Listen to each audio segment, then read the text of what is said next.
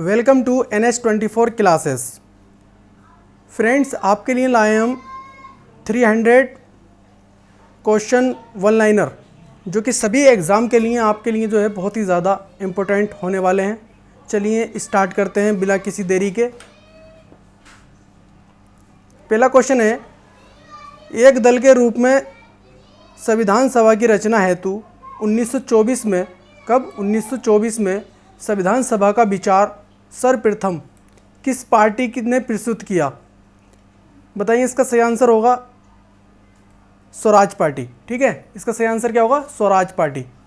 अगला क्वेश्चन देखिएगा, व्यक्तिगत तथा औपचारिक रूप से 1934 में संविधान सभा के गठन का विचार सर्वप्रथम किसने दिया था? तो इसका जवाब है MN रॉय। किसने दिया था? MN रॉय ने। ठीक है, अगला क्वेश्चन देखते हैं, भारतीय राष्ट्रीय कांग्रेस ने पहली बार कब भारतीय संविधान के निर्माण के लिए आधिकारिक रूप से संविधान सभा के गठन की मांग की थी? तो ये मांग कब की थी? 1935 में। ठीक है, 1935 में जो है भारत अधिनियम आया था। ठीक है, अगला क्वेश्चन है, वर्ष 1938 में किसने ये घोषणा की थी कि संविधान का निर्माण वयस्क मत अधिकार के आधार पर चुनी गई संविधान सभा द्वारा किया जाएगा? तो इसका सही आंसर हो जाएगा पंडित जवाहरलाल नेहरू के द्वारा कहा गया था। अगला क्वेश्चन है, स्वतंत्र संविधान के निर्माण के लिए क्रिप्स मिशन भारत आया, तो ये कब आया था? ये आया था 1942 में। ठीक है, कब आया था? 1942 में। चलिए आगे देखते हैं। अगला क्वेश्चन है, 3 सदस्यीय कैबिनेट मिशन भारत कब आया था? 3 सदस्यीय का कैबिनेट मिशन था जो भारत आया था, ये 24 मार्च 1946 में आया था भारत। ठीक है, अगला क्वेश्चन देखिएगा, संविधान सभा की प्रथम बैठक कब हुई? तो संविधान सभा की प्रथम बैठक हुई थी 9 दिसंबर 1946 को। अगला क्वेश्चन है, संविधान सभा के प्रथम अध्यक्ष अस्थायी कौन थे? तो वो थे डॉक्टर सचिनानंद सिन्हा। कौन थे? डॉक्टर सचिनानंद सिन्हा। अगला क्वेश्चन है, संविधान सभा के प्रथम अध्यक्ष स्थायी कौन थे? तो ये थे डॉक्टर राजेंद्र प्रसाद। ठीक है, कौन थे? डॉक्टर राजेंद्र प्रसाद। अगला क्वेश्चन है, किस देशी रियासत के प्रतिनिधियों ने संविधान सभा में भाग नहीं लिया था? तो ये हैदराबाद के जो देशी रियासत थी, हैदराबाद की जो निज़ाम थे, उन्होंने इसमें भाग नहीं लिया था। अगला क्वेश्चन है, संविधान सभा में प्रांतीय तथा देशी रियासतों के कितने लाख की आबादी पर एक प्रतिनिधि को चुना गया? तो 10 लाख की आबादी पर एक प्रतिनिधि को चुना गया था। ठीक है, अगला क्वेश्चन है, संविधान सभा के संचालन समिति के अध्यक्ष कौन थे? तो थे इसके डॉक्टर राजेंद्र प्रसाद। ठीक है, कौन थे? डॉक्टर राजेंद्र प्रसाद थे संचालन समिति के अध्यक्ष। अगला क्वेश्चन देखिएगा, संविधान सभा के संघीय संविधान समिति के अध्यक्ष कौन थे?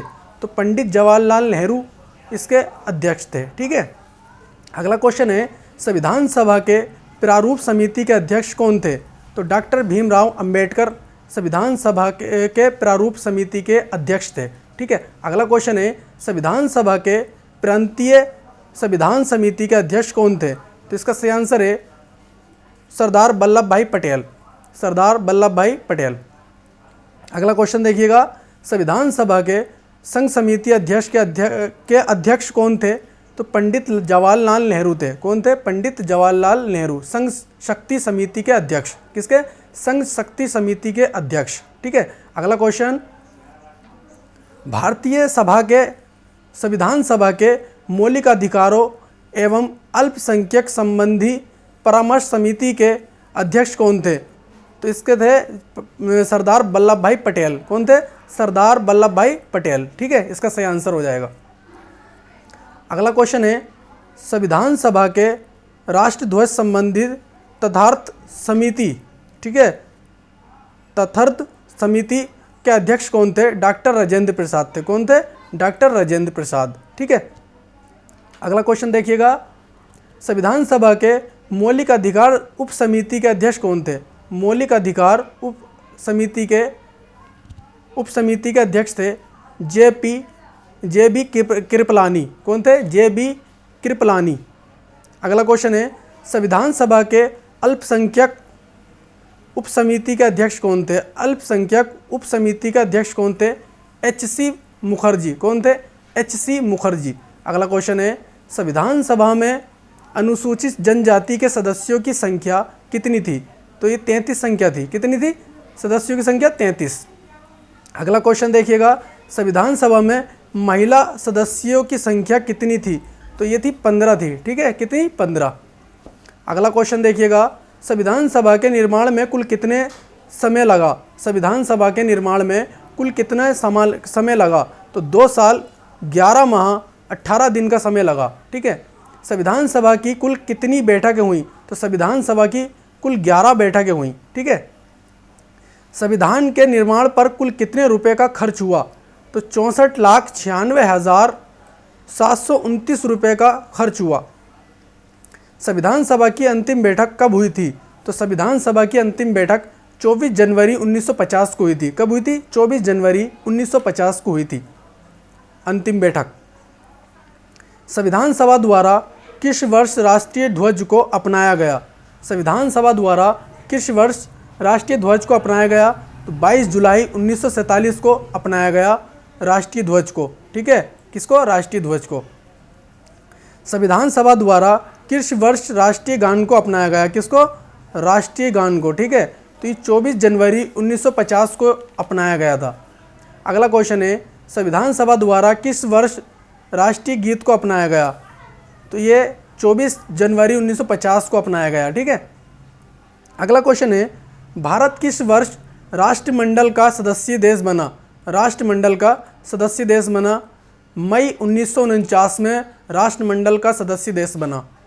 अगला क्वेश्चन स्वतंत्र भारत के प्रथम राष्ट्रमंडल तथा विदेशी मामलों के मंत्री कौन थे? तो पंडित जवाहरलाल नेहरू जो थे राष्ट्रमंडल तथा विदेशी मामलों के मंत्री थे। अगला क्वेश्चन स्वतंत्र भारत के प्रथम सूचना व प्रसारण तथा राज्यों के मामलों के मंत्री कौन थे? तो सरदार वल्लभ भाई पटेल जो थे ये प्रथम सूचना प्रसारण राज्यों के मामले के मंत्री थे। ठीक है। अगला क्वेश्चन स्वतंत्र भारत के गृह मंत्री, स्वतंत्र भारत के प्रथम गृह मंत्री कौन थे? सरदार वल्लभ भाई पटेल। कौन थे? सरदार वल्लभ भाई पटेल।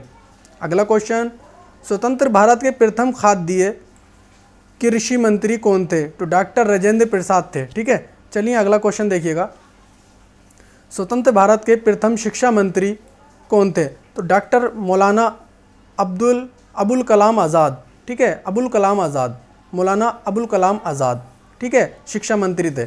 स्वतंत्र भारत के प्रथम रेलवे एवं परिवहन मंत्री, ठीक है, रेलवे परिवहन मंत्री कौन थे? Doctor John Mathai. कौन थे? Doctor John Mathai. अगला क्वेश्चन स्वतंत्र भारत के प्रथम कानून मंत्री कौन थे? स्वतंत्र भारत के प्रथम कानून मंत्री कौन थे? तो डॉक्टर भीमराव अंबेडकर जो थे स्वतंत्र भारत के कानून मंत्री थे। ठीक है। स्वतंत्र भारत के प्रथम श्रम मंत्री कौन थे? स्वतंत्र भारत के प्रथम श्रम मंत्री कौन थे? तो जगजीवन राम। अगला क्वेश्चन देखिएगा स्वतंत्र भारत के प्रथम रक्षा मंत्री कौन थे? तो सरदार बलदेव सिंह। कौन थे? सरदार बलदेव सिंह। अगला क्वेश्चन स्वतंत्र भारत के प्रथम स्वास्थ्य मंत्री कौन थे? राजकुमारी अमृत कौर थी। ठीक है, कौन थी? राजकुमारी अमृत कौर। अगला क्वेश्चन स्वतंत्र भारत के प्रथम वाणिज्य मंत्री कौन थे? स्वतंत्र भारत के प्रथम वाणिज्य मंत्री कौन थे? C.H. भाभा। कौन थे? C.H. भाभा। अगला क्वेश्चन स्वतंत्र भारत के प्रथम संचार मंत्री कौन थे? स्वतंत्र भारत के प्रथम संचार मंत्री कौन थे? तो ये थे रफ़ी अहमद किदवई। रफ़ी अहमद किदवई। अगला क्वेश्चन स्वतंत्र भारत के प्रथम वित्त मंत्री कौन थे? तो ये थे R.K. पशुमुगन शेट्टी। ठीक है। अगला क्वेश्चन देखिएगा स्वतंत्र भारत के प्रथम खान ऊर्जा मंत्री कौन थे? तो B.N. गाडगिल। कौन थे? B.N. गाडगिल। अगला क्वेश्चन, स्वतंत्र भारत के प्रथम उद्योग आपूर्ति मंत्री कौन थे? तो डॉक्टर श्यामा प्रसाद मुखर्जी। कौन थे? डॉक्टर श्यामा प्रसाद मुखर्जी। अगला क्वेश्चन, संविधान सभा द्वारा भारतीय संविधान में किस वर्ष पारित किया गया? संविधान सभा द्वारा भारतीय संविधान को किस वर्ष पारित किया गया? तो 26 नवंबर 1949 को पारित किया गया।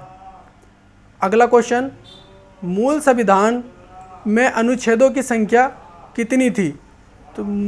तो मूल संविधान में अनुच्छेदों की संख्या 395 थी। कितनी थी? 395। मूल संविधान में कुल कितने भाग थे? तो ये 22 भाग थे। ठीक है, मूल संविधान में 22 भाग थे। मूल संविधान में अनुसूचियों की संख्या कितनी थी? तो अनुसूचियां थी 12, अब हैं 12, पहले थी 8। ठीक है। अगला क्वेश्चन देखिएगा, संविधान सभा के सभी समितियों में सबसे महत्वपूर्ण समिति कौन सी थी? तो सबसे महत्वपूर्ण समिति थी प्रारूप समिति। कौन सी थी? प्रारूप समिति। ठीक है, चलिए अगला क्वेश्चन देखिएगा, संविधान सभा के प्रारूप समिति का गठन कब हुआ? प्रारूप समिति का गठन कब हुआ? तो इसका सही आंसर है 29 अगस्त 1947 को। ठीक है। अगला क्वेश्चन, संविधान सभा में किस दिन भारतीय संविधान को पहली बार पढ़ा गया? पहली बार पढ़ा गया, तो इसका सही आंसर हो जाएगा 4 नवंबर 1948 को। अगला क्वेश्चन, संविधान सभा में the constitution as settled by the assembly be passed नामक प्रस्ताव किसने पेश किया? तो भीमराव अंबेडकर ने ये पेश किया था। अगला question, the constitution as the settled by the assembly be passed नामक प्रस्ताव किस वर्ष पारित हुआ था? तो ये 26 नवंबर 1949 को जो है पारित हुआ था। अगला क्वेश्चन, निम्न में से भारतीय संविधान का पिता किसे कहा जाता है? तो इसका सही आंसर हो जाएगा डॉक्टर भीमराव अंबेडकर को। ठीक है, डॉक्टर भीमराव अंबेडकर को। चलिए आगे देखिएगा, किस संविधान संशोधन अधिनियम के तहत संविधान में समाजवादी, पंथ निरपेक्ष, राष्ट्र की अखंडता शब्द को जोड़ा गया? तो ये 42वें संविधान संशोधन अधिनियम 1976 के तहत ये जोड़ा गया। ठीक है। अगला क्वेश्चन है, मौलिक अधिकार संविधान की सर्वोच्चता तथा न्यायपालिका की स्वतंत्र किस देश के संविधान से लिया गया? मौलिक अधिकार जो लिए गए हैं और संविधान की सर्वोच्चता तथा न्यायपालिका की स्वतंत्रता जो ली गई है ये अमेरिका के संविधान से लिया गया। कहाँ के? अमेरिका के। ठीक है। अगला क्वेश्चन, निर्वाचित राष्ट्रपति एवं उस पर महाभियोग, महाभियोग का मतलब होता है उसके ऊपर तोहमत लगाना। ठीक है, उसको हटाने के लिए प्रक्रिया को महाभियोग कहते हैं।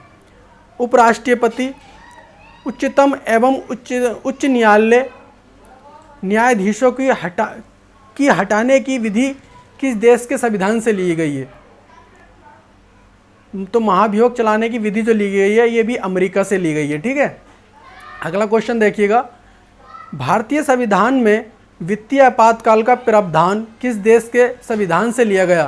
तो ये भी अमेरिका के संविधान से लिया गया।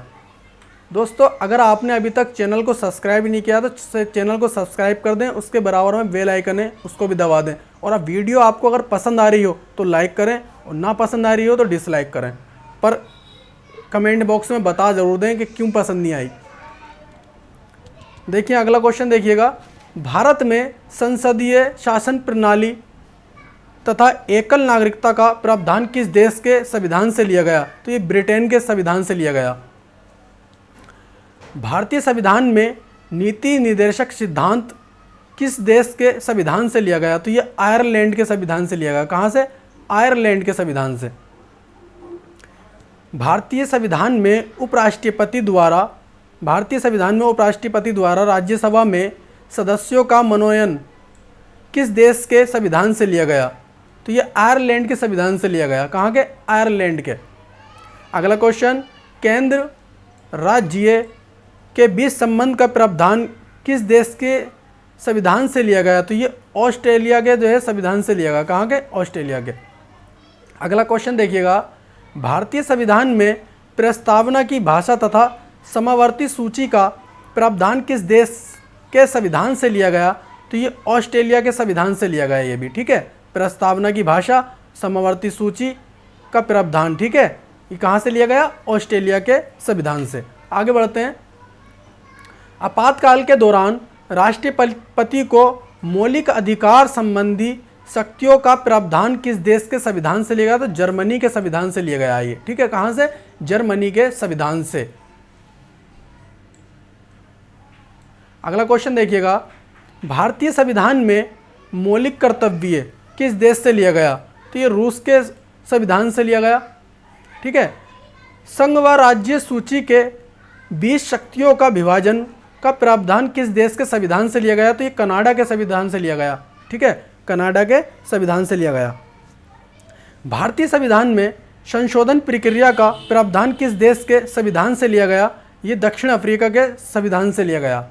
अगला क्वेश्चन, संघ एवं राज्य तथा केंद्र शासित प्रदेशों का उल्लेख किस अनुसूची में मिलता है? तो पहली अनुसूची में मिलता है। कौन सी अनुसूची में? पहली अनुसूची में मिलता है, ठीक है। अगला क्वेश्चन देखिएगा, संविधान के किस संशोधन के द्वारा दिल्ली को राष्ट्रीय राजधानी का दर्जा दिया गया? किसको? दिल्ली को। दिल्ली को जो है राष्ट्रीय राजधानी का दर्जा दिया गया, ये संविधान संशोधन 69 अधिनियम 1991 में, ठीक है। अगला क्वेश्चन है, भारतीय राज्य व्यवस्था के विभिन्न पदाधिकारियों जैसे राष्ट्रपति, राज्यपाल, राज्यसभा, सभापति, लोकसभा अध्यक्ष, उपाध्यक्ष का वेतन भत्ते, पेंशन आदि का उल्लेख किस अनुसूची में किया गया है? तो ये दूसरी अनुसूची में किया गया। कहाँ किया गया? दूसरी अनुसूची में, ठीक है। अगला क्वेश्चन देखिएगा, उच्चतम न्यायालय और उच्च न्यायालय के न्यायाधीश तथा भारत के नियंत्रक महालेखा परीक्षक का वेतन, जिसे हम बोलते हैं केग, ठीक है, पेंशन उल्लेख किस अनुसूची में किया गया? तो दूसरी अनुसूची में किया गया। कहाँ किया गया? दूसरी अनुसूची में, ठीक है। अगला क्वेश्चन देखिएगा, शहरी क्षेत्रों की स्थानीय स्वशासन संस्थाओं को कार्य करने का उल्लेख है कि अनुसूची से मिलता है। कौन सी अनुसूची में? वो 12वीं अनुसूची में मिलता है, ठीक है। अगला क्वेश्चन देखिएगा, 12वीं अनुसूची में कुल कितने विषय हैं? ठीक है, तो 18 विषय हैं। 12वीं अनुसूची में कितने विषय हैं? 18 विषय हैं। अगला क्वेश्चन, भारतीय संविधान में 12वीं अनुसूची को किस संवैधानिक संशोधन के तहत जोड़ा गया? तो ये 74वें संशोधन अधिनियम 1993 में जोड़ा गया। अगला क्वेश्चन, भारतीय संविधान में पंचायती राज संस्थाओं को कार्य करने का उल्लेख किस अनुसूची में मिलता है? तो यह है 11वीं अनुसूची में। कौन सी अनुसूची में? 11वीं अनुसूची में मिलता है। अगला क्वेश्चन, 11वीं अनुसूची में कुल कितने विषय प्रदान किए गए हैं? तो ये 29 विषय जो हैं प्रदान किए गए हैं। अगला क्वेश्चन, 11वीं अनुसूची को भारतीय संविधान में किस संवैधानिक संशोधन के तहत जोड़ा गया? तो 73वें संविधान संशोधन 1993 में जोड़ा गया, ठीक है। दल बदल से संबंधित प्रावधानों का उल्लेख संविधान किस अनुसूची में मिलता है? संविधान की किस अनुसूची में मिलता है? तो ये 10वीं अनुसूची में मिलता है। कौन सी? 10वीं अनुसूची में। अगला क्वेश्चन, संविधान के विभिन्न पदाधिकारी जैसे राष्ट्रपति, उपराष्ट्रपति, मंत्री, उच्चतम एवं उच्च न्यायालय न्यायाधीश द्वारा ली जाने वाली शपथ का उल्लेख संविधान की किस अनुसूची में मिलता है? तो तीसरी अनुसूची में मिलता है, ठीक है। कौन सी अनुसूची में? तीसरी अनुसूची में मिलता है। अगला क्वेश्चन, संविधान विभिन्न राज्य तथा केंद्र शासित प्रदेशों के राज्यसभा में प्रतिनिधित्व का विवरण किस अनुसूची से मिलता है? तो ये मिलता है चौथी अनुसूची में। कौन सी अनुसूची में? चौथी अनुसूची में मिलता है। अगला क्वेश्चन, केंद्र व राज्यों के बीच शक्तियों के बंटवारे व उल्लेख किस अनुसूची में किया गया है? तो 7वीं अनुसूची में किया गया है इसका उल्लेख, ठीक है। अगला क्वेश्चन देखिएगा, संघ सूची राज्य सूची समवर्ती सूची को किस अनुसूची के अंतर्गत रखा गया है? तो ये 7वीं अनुसूची के अंतर्गत रखा गया है। अगला क्वेश्चन, संविधान में संघ सूची में कितने विषय हैं? तो ये इस टाइम जो हैं वो कितने विषय हैं? 100 विषय हैं। और संविधान के लागू होने से पहले जो थे कितने थे? 97 विषय थे। कितने थे? 97 विषय थे। अगला क्वेश्चन, संविधान वर्तमान में राज्य सूची में कितने विषय हैं? तो वर्तमान में राज्य सूची में 61 विषय हैं, जो कि पहले 66 हुआ करते थे। ठीक है, संविधान लागू होने से पहले थे इसमें 66 विषय हुआ करते थे। ठीक है, संविधान के लागू होने के समय समवर्ती सूची में कितने विषय थे? तो 47 थे। अब जो हैं वर्तमान में 52 विषय हैं। अगला क्वेश्चन, किस अनुसूची में दिए गए विषय पर सिर्फ केंद्र सरकार कानून बना सकती है? तो ये संघ सूची पे जो है केंद्र सरकार कानून बना सकती है। ठीक है, संघ सूची के दायरे में। अगला क्वेश्चन है, किस सूची में दिए गए विषय पर केंद्र और राज्य दोनों कानून बना सकती है? तो ये परंतु विषय समान होने पर केंद्र सरकार का कानून मान्य होगा। तो ये समावर्ती सूची में जो है दोनों बना सकती है, केंद्र और राज्य दोनों। अगला क्वेश्चन, किस अनुसूची में अनुसूचित क्षेत्रों और अनुसूचित जनजाति के प्रशासन और नियंत्रण के बारे में उल्लेख मिलता है? तो 5वीं अनुसूची में मिलता है इसका। ठीक है, इसका उल्लेख जो मिलता है 5वीं अनुसूची में मिलता है। अगला क्वेश्चन, असम, मेघालय, त्रिपुरा, मिजोरम राज्य के जनजाति क्षेत्रों के प्रशासन के बारे में किस अनुसूची में विवरण मिलता है? तो 6वीं अनुसूची में इसका विवरण हमें देखने को मिलता है। संविधान लागू होने के समय 8वीं अनुसूची में कितनी भाषाओं को शामिल किया गया था? तो ये 14 भाषाओं को शामिल किया था। अब जो है वर्तमान में 22 भाषाएं हो गई हैं।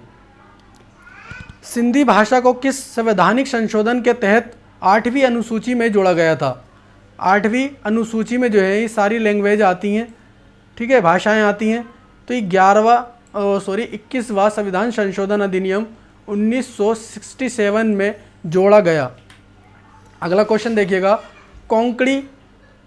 कोंकणी, मणिपुरी तथा नेपाली भाषा को किस संवैधानिक संशोधन के तहत 8वीं अनुसूची में जोड़ा गया? तो 71वां संविधान संशोधन अधिनियम 1992 में जोड़ा गया।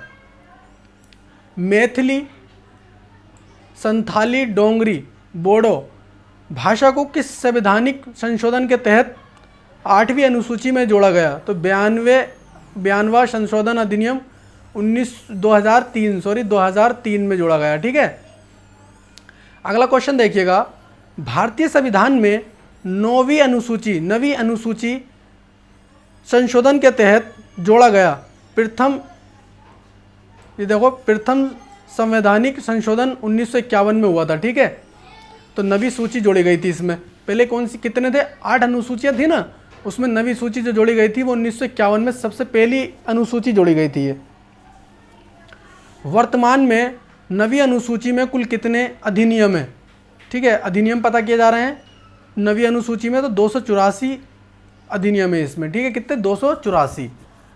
राज्य द्वारा संपत्तियों के अधिग्रहण की विधियों का उल्लेख किस अनुसूची में किया गया है? तो 9वीं अनुसूची में जो है इसका विवरण किया गया है। ठीक है, अगला क्वेश्चन, स्वतंत्र भारत में भाषा के आधार पर गठित होने वाला पहला राज्य कौन सा है? तो ये आंध्र प्रदेश जो है सबसे पहला राज्य है। इसका गठन हुआ था 1 अक्टूबर 1953 में। कब हुआ था? 1 अक्टूबर 1953 में इसका गठन हुआ था।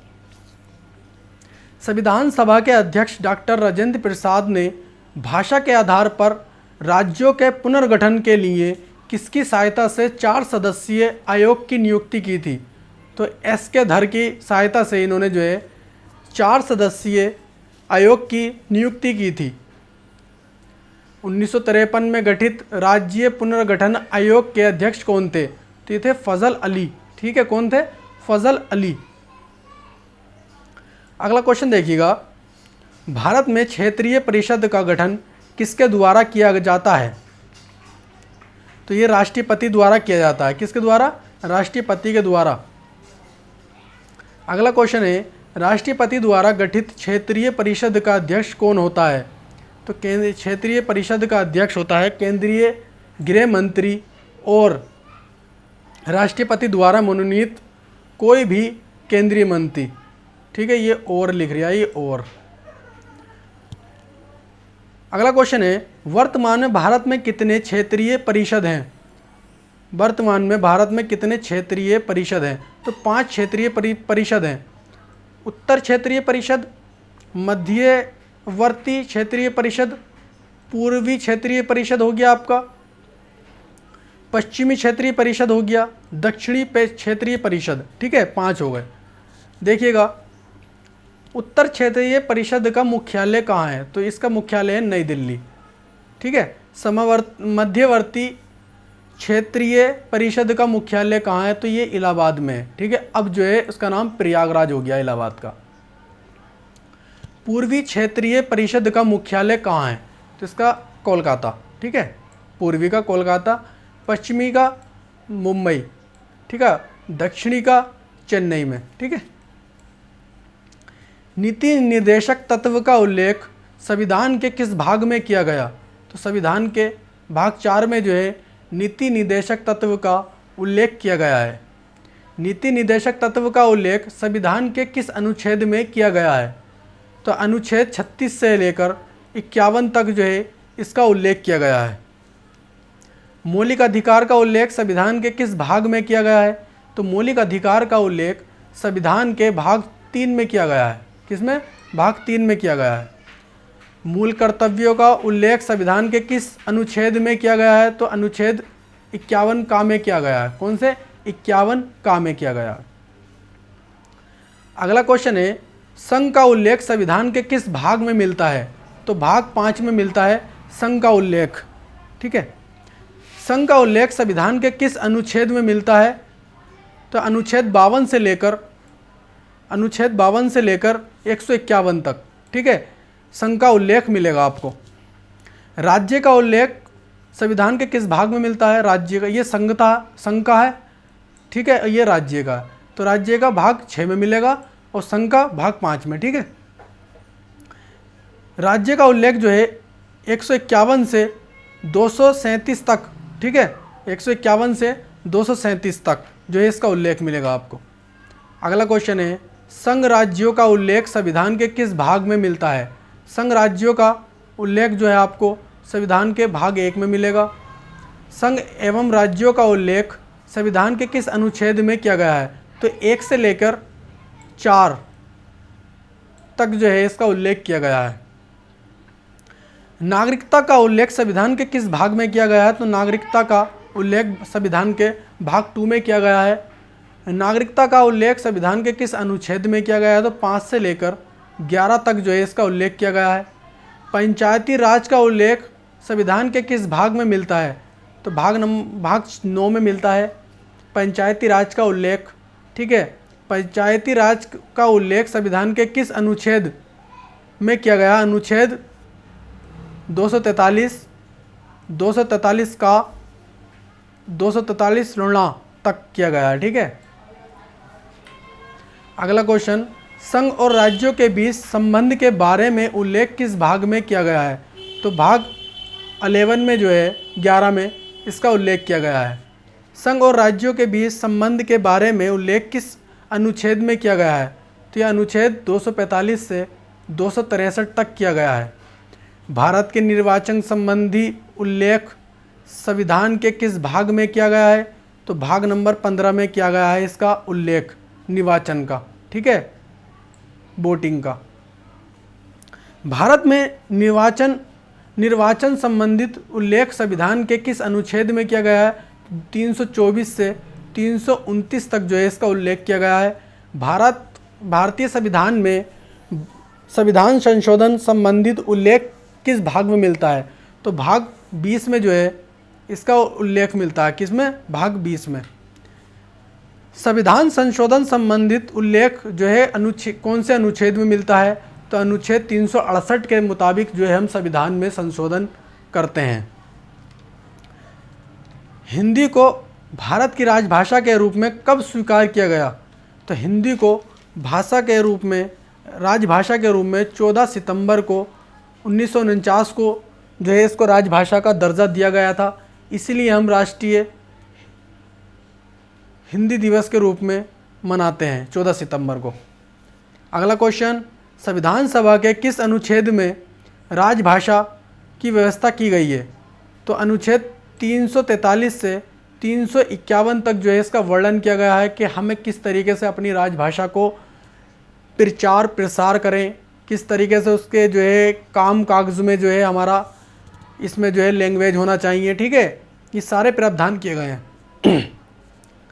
किस अनुच्छेद के तहत हिंदी भारत की राजभाषा है? तो अनुच्छेद 343 का के, ठीक है, हिंदी को राजभाषा का दर्जा दिया गया है। बाह्य आक्रमण के फलस्वरूप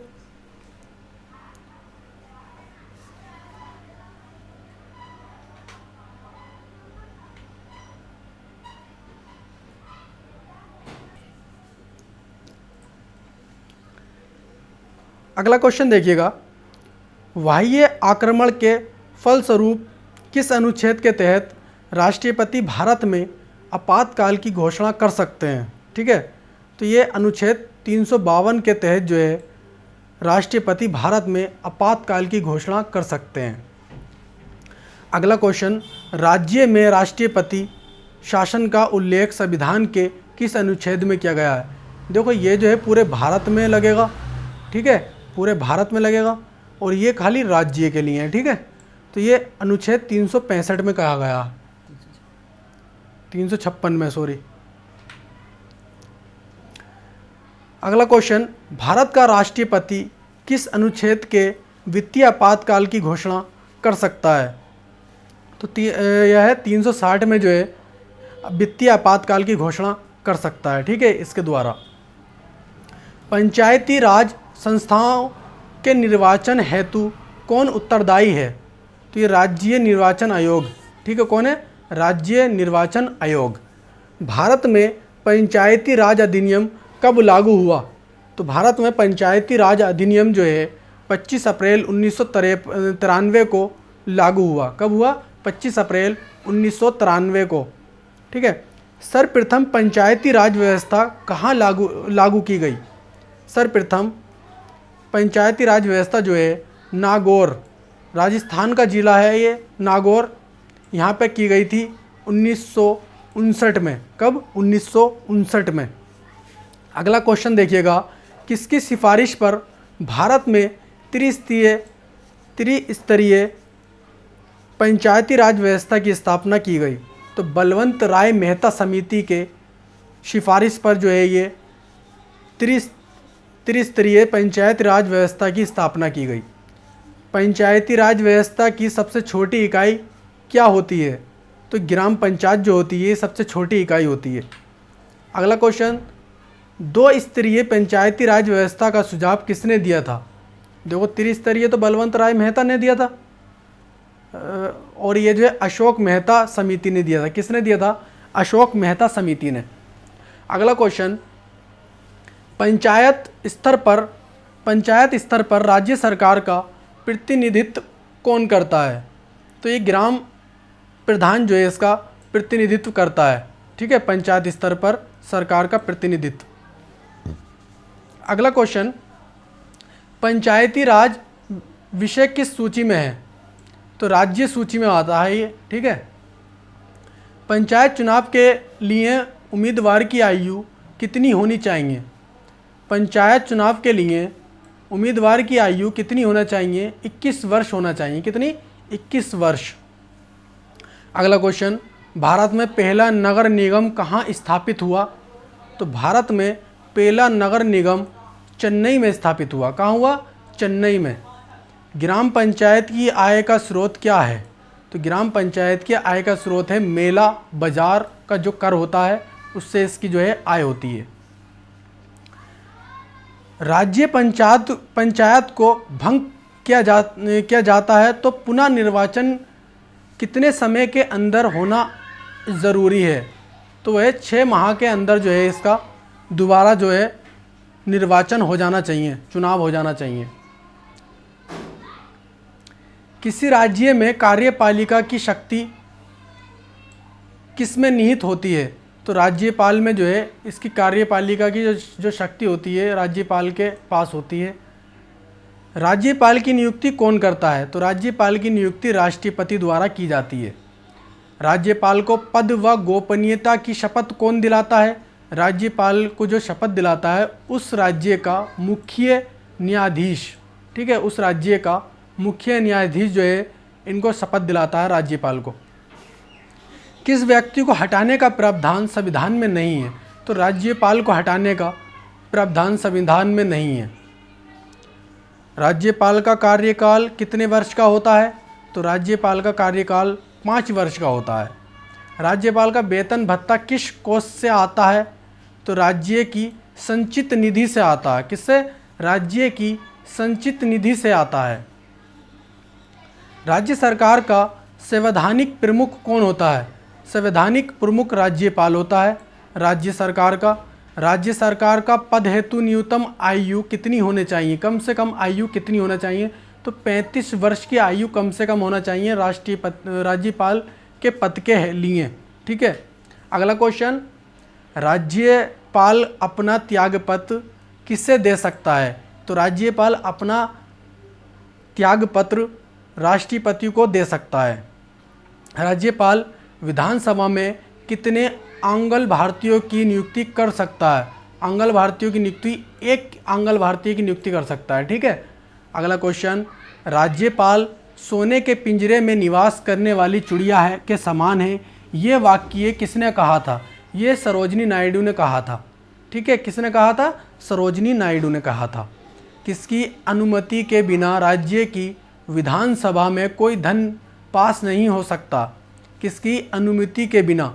तो राज्यपाल की अनुमति के बिना कोई धन विधेयक पास नहीं हो सकता, ठीक है।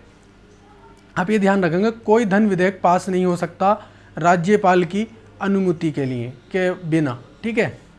राज्य सरकार को कौन भंग कर सकता है? तो राज्य सरकार को राज्यपाल की सिफारिश पर राष्ट्रपति, राज्यपाल की सिफारिश अगर हो जाएगी तो राष्ट्रपति इसको भंग कर देगा, ठीक है। कौन कर देगा? राष्ट्रपति, ठीक है। अगला क्वेश्चन देखिएगा, भारत के किस उच्च न्यायालय में न्यायाधीशों की संख्या सबसे कम है? तो सिक्किम में जो है सबसे कम है, ठीक। कहाँ? सिक्किम में, ठीक है। अगला क्वेश्चन, भारत में किस न्यायालय में न्यायाधीशों की संख्या सबसे अधिक है? तो इलाहाबाद में जो है सबसे ज़्यादा जो है न्यायाधीशों की संख्या है। उच्च न्यायालय के क्षेत्राधिकार को हटाने या बढ़ाने का अधिकार किसको है? तो भारतीय संसद को है। किसको है? भारतीय संसद को, ठीक है। उच्च न्यायालय के न्यायाधीशों की नियुक्ति कौन करता है? तो राष्ट्रपति द्वारा की जाती है उच्च न्यायालय के न्यायाधीश की नियुक्ति, ठीक है। उच्च न्यायालय के न्यायाधीशों की सेवानिवृत्त आयु कितनी होती है? रिटायरमेंट, तो रिटायरमेंट होता है 62 साल की उम्र में जो है इनका रिटायरमेंट हो जाता है। किसी भी उच्च न्यायालय में प्रथम महिला मुख्य न्यायाधीश कौन थी? तो लीला सेठ जो थी ये पहली मुख्य न्यायाधीश थी, महिला मुख्य न्यायाधीश। भारतीय संविधान के किस अनुच्छेद के अनुसार प्रत्येक राज्य का एक उच्च न्यायालय होगा? ये कहा गया है अनुच्छेद 214 में। कौन से में? अनुच्छेद 214 में कहा गया है। अगला क्वेश्चन है, उच्च न्यायालय के न्यायाधीश को उसके पद व गोपनीयता की शपथ कौन दिलाता है? उच्च न्यायालय के न्यायाधीश को उसे जो है शपथ कौन दिलाता है? वो दिलाता है उस राज्य का राज्यपाल, ठीक है। कौन? उस राज्य का राज्यपाल। वर्तमान में भारत में कितने उच्चतम न्यायालय हैं? उच्च न्यायालय हैं या उच्चतम न्यायालय, बात एक ही है। तो इसका जो है 25, ठीक है, 25 है। भारत का 25वां उच्च न्यायालय कौन सा है? तो आंध्र प्रदेश का। कौन सा? आंध्र प्रदेश का। किसी राज्य के उच्च न्यायालय के न्यायाधीश के वेतन एवं भत्ते का संबंध किससे होता है? तो ये होता है संबंधित राज्य की लोक लेखा निधि से। कौन? लोक लेखा निधि से। कहाँ से होता है? लोक लेखा निधि से होता है। अगला क्वेश्चन, भारतीय संविधान का संरक्षक व व्याख्याकार कौन होता है? संरक्षक और व्याख्याकार कौन होता है? सर्वोच्च न्यायालय, ठीक है, सुप्रीम कोर्ट। अगला क्वेश्चन, भारत संविधान के किस भाग में संघीय न्यायपालिका का उल्लेख किया गया है? तो भाग 5 में जो है संघीय न्यायालय का उल्लेख किया गया है। किसका? संघीय न्यायालय का उल्लेख किया गया है। अगला क्वेश्चन, उच्चतम न्यायालय का गठन संबंधी प्रावधान संविधान के किस अनुच्छेद में किया गया है? तो ये किया गया है अनुच्छेद 124 में। कितने में? अनुच्छेद 124 में किया गया है। किस अधिनियम के अंतर्गत सर्वोच्च न्यायालय की स्थापना की गई है? तो रेगुलेटिंग एक्ट 1973, जिसमें कि सबसे पहले जो न्यायाधीश थे वो कौन थे? Sir Elijah Impey. कौन थे? Sir Elijah Impey. ठीक है। अगला क्वेश्चन, संविधान में मूल रूप से सर्वोच्च न्यायालय में एक न्यायाधीश सहित कितने न्यायाधीशों की व्यवस्था की गई है? तो ये 8 न्यायाधीशों की व्यवस्था की गई है। ठीक है, कितने की? 8 न्यायाधीशों की व्यवस्था की गई है। वर्तमान में सर्वोच्च न्यायालय में मुख्य न्यायाधीश सहित न्यायाधीशों की कुल संख्या कितनी है? तो 34 है। कितनी है? 34 है। अगला क्वेश्चन, उच्चतम न्यायालय में न्यायाधीशों की संख्या में वृद्धि करने का अधिकार किसको है? तो सांसद को है। ठीक है, उच्चतम न्यायालय की जो न्यायाधीश हैं उनकी जो संख्या अगर बढ़ानी होगी तो संसद उसको जो है बढ़ाएगी। कौन बढ़ाएगी? संसद। संसद के द्वारा। सर्वोच्च न्यायालय के न्यायाधीशों की नियुक्ति कौन करता है? तो राष्ट्रपति करते हैं। कौन करते हैं? राष्ट्रपति। उच्चतम न्यायालय के न्यायाधीशों की सेवानिवृत्ति आयु जो है वो 65 वर्ष की होती है। कितने वर्ष की? 65 वर्ष की होती है। सर्वोच्च न्यायालय के न्यायाधीश को उसके पद से कैसे हटाया जा सकता है? महाभियोग द्वारा हटाया जा सकता है। क्या करके? महाभियोग चलाकर। ठीक है। भारत के प्रथम मुख्य न्यायाधीश कौन थे? भारत के प्रथम मुख्य न्यायाधीश थे हरिलाल जे कन्हैया। कौन थे? हरिलाल जे कानिया। ठीक है, जे कानिया। जनहित याचिका कहाँ दायर की जा सकती है? जनहित याचिका कहाँ दायर की जा सकती है? सर्वोच्च न्यायालय में दायर की जा सकती है। सर्वोच्च न्यायालय का मुख्य न्यायाधीश कौन हो सकता है? जिसने कम से कम 10 वर्ष उच्च न्यायालय में वकालत की हो या 5 वर्ष उच्च न्यायालय में न्यायाधीश रहा हो, वो जो है सर्वोच्च न्यायालय के न्यायाधीश के लिए अप्लाई कर सकता है। ठीक है। मौलिक अधिकारों की रक्षा कौन करता है? तो मौलिक अधिकारों की रक्षा जो करता है वो सर्वोच्च न्यायालय करता है। कौन करता है? सर्वोच्च न्यायालय। ठीक है, कौन करता है? सर्वोच्च न्यायालय। आगे देखिएगा, निर्वाचन आयोग का गठन कौन करता है? तो निर्वाचन आयोग का गठन जो है राष्ट्रपति द्वारा किया जाता है। परिसीमन आयोग का अध्यक्ष कौन होता है? परिसीमन आयोग का अध्यक्ष मुख्य निर्वाचन आयुक्त। परिसीमन का मतलब होता है कि किसी भी राज्य की सीमा का निर्धारण करना, ठीक है, या किसी भी क्षेत्र का छोटा या बड़ा करना, उसको ये परिसीमन कहलाता है। ठीक है। भारत के प्रथम चुनाव आयुक्त कौन थे? तो सुकुमार सेन जो है भारत के प्रथम चुनाव आयुक्त थे। ठीक है। भारत में सर्वप्रथम मताधिकार के आधार पर प्रथम चुनाव कब हुए? 1952 में हुए।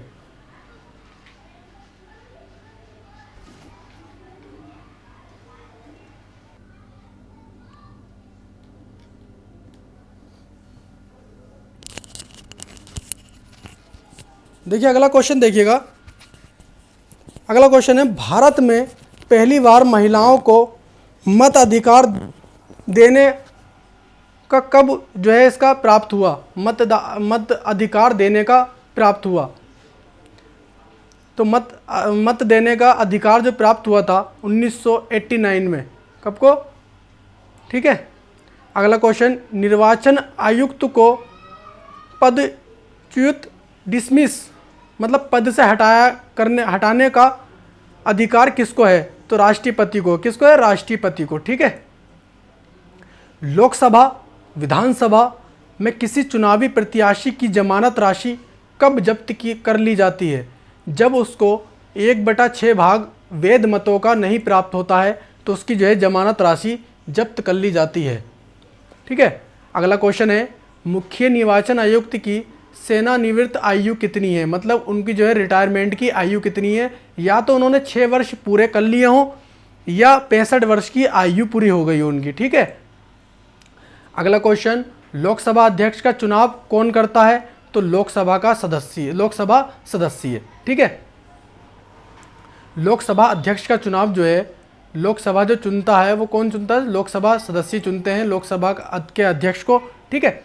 लोकसभा अध्यक्ष अपना त्यागपत्र है वो किसको देगा? तो लोकसभा के उपाध्यक्ष को। किसका? लोकसभा के उपाध्यक्ष को देगा। भारत के प्रथम लोकसभा अध्यक्ष कौन थे? तो जी.बी. मावलांकर। कौन थे? जी.बी. मावलांकर। भारतीय संसद के दोनों सदनों के संयुक्त अधिवेशन की अध्यक्षता कौन करता है?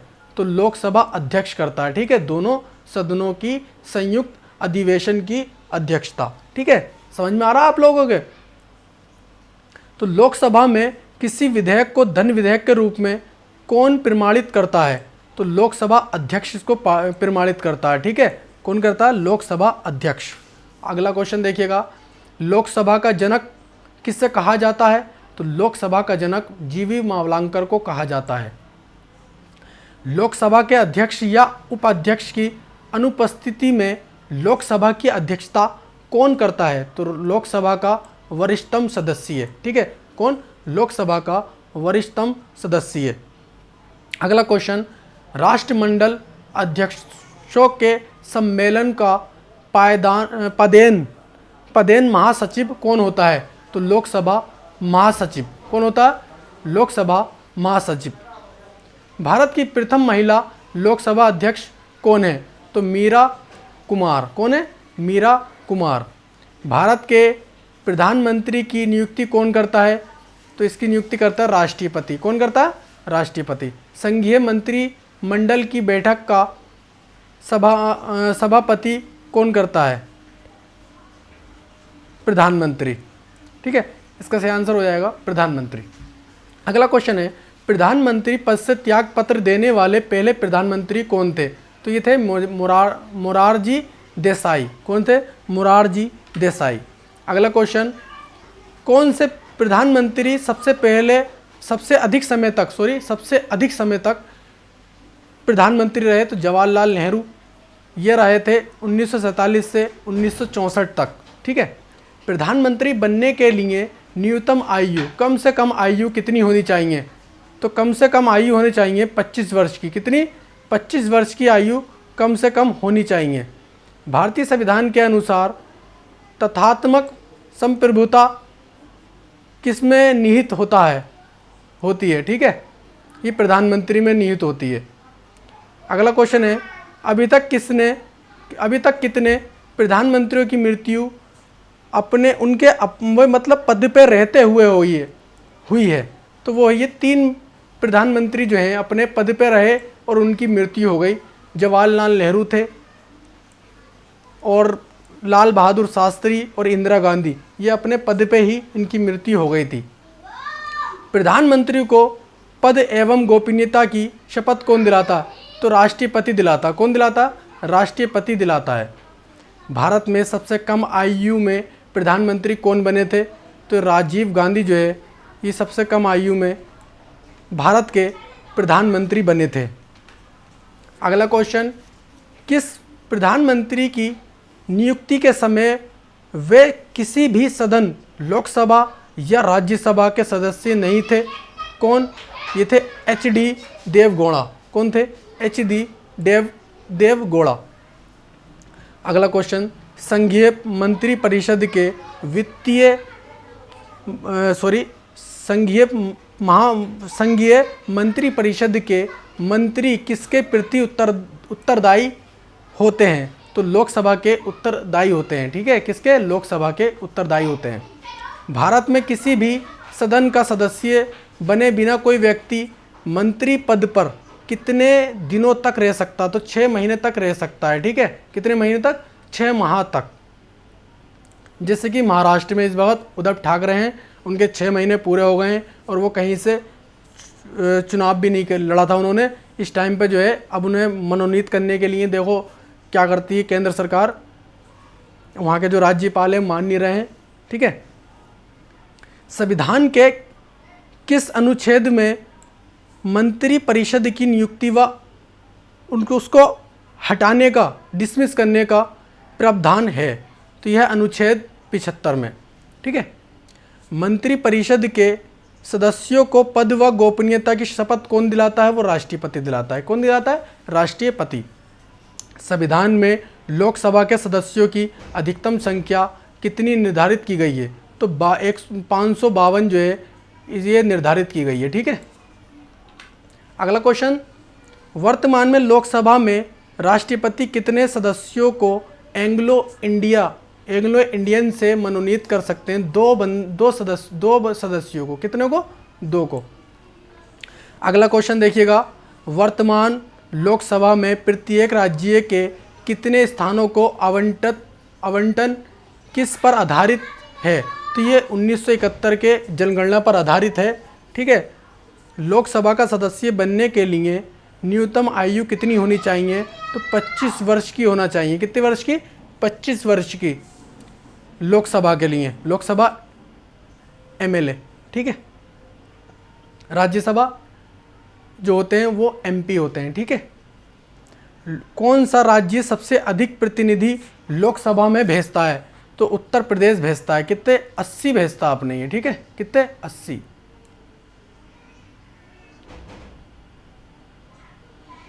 किस राज्य में लोकसभा सदस्यों की संख्या सबसे कम है? तो नागालैंड और सिक्किम और मिजोरम, ठीक है।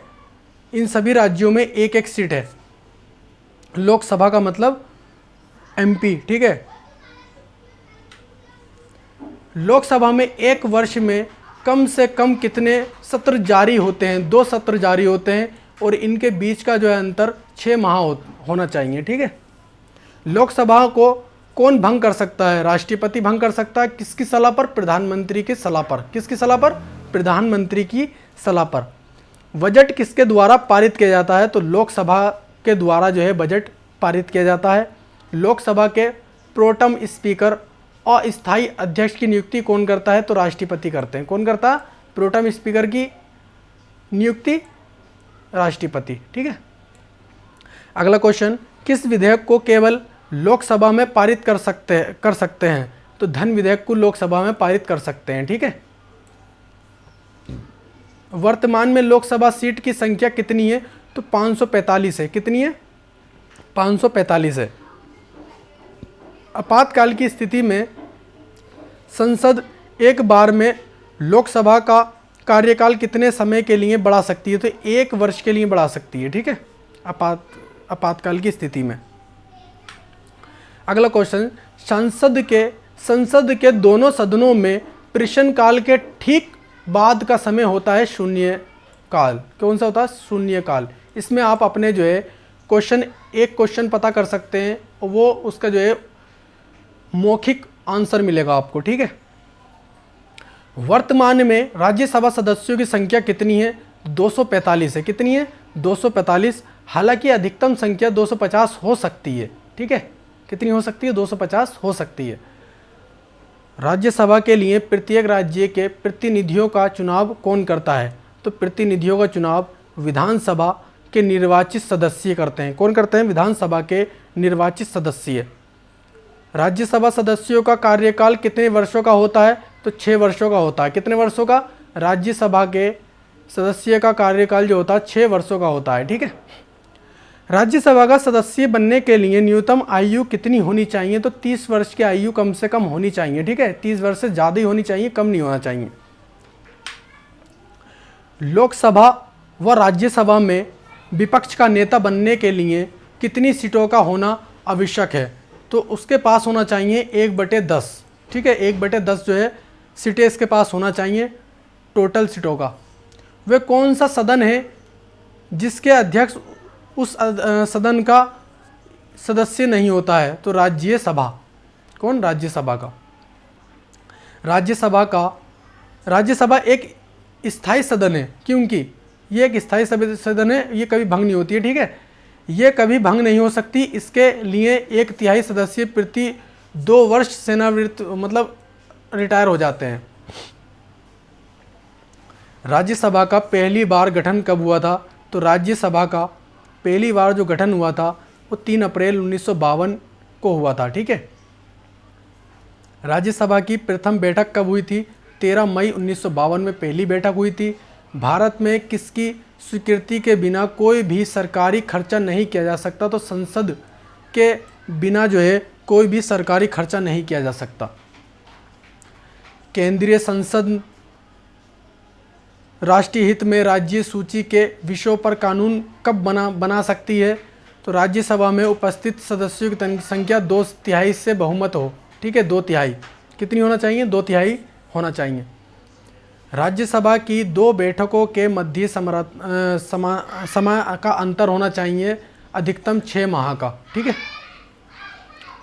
इससे ज़्यादा अंतर नहीं होना चाहिए। किन राज्यों का राज्यसभा में प्रतिनिधित्व नहीं है? तो अंडमान निकोबार, चंडीगढ़ हो गया आपका, दादर नगर हवेली हो गई, लक्षद्वीप और दमनदीप, ये जो है आपके, ठीक है, इनका जो है केंद्र शासित प्रदेश है, इसमें जो है इनका राज्यसभा में प्रतिनिधित्व नहीं है, ठीक है।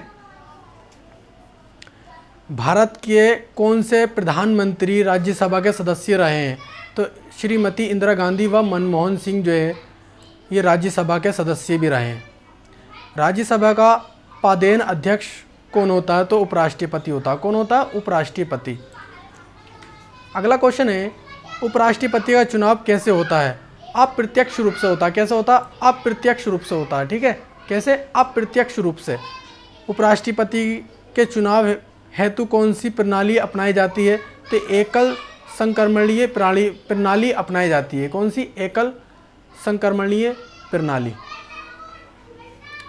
भारत के उपराष्ट्रपति का चुनाव कौन करता है? तो भारत के उपराष्ट्रपति का चुनाव संसद के दोनों सदन, कौन? संसद के दोनों सदन करते हैं। कार्यकाल समाप्त होने से पहले उपराष्ट्रपति को हटाने का अधिकार किसको है? तो संसद को है। किसको है? संसद को।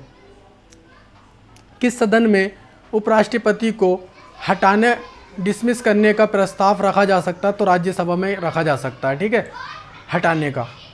उपराष्ट्रपति के चुनाव संबंधित विवाद को कौन देखता है? तो सर्वोच्च न्यायालय देखता है। कौन देखता है? सर्वोच्च न्यायालय। उपराष्ट्रपति का कार्यकाल कितने वर्षों का होता है? तो 5 वर्षों का होता है। कितने वर्षों का? 5 वर्षों का होता है। 5 वर्षों का होता है। कितने वर्षों का होता है? 5 वर्षों का। कितने वर्षों का? 5 वर्षों का।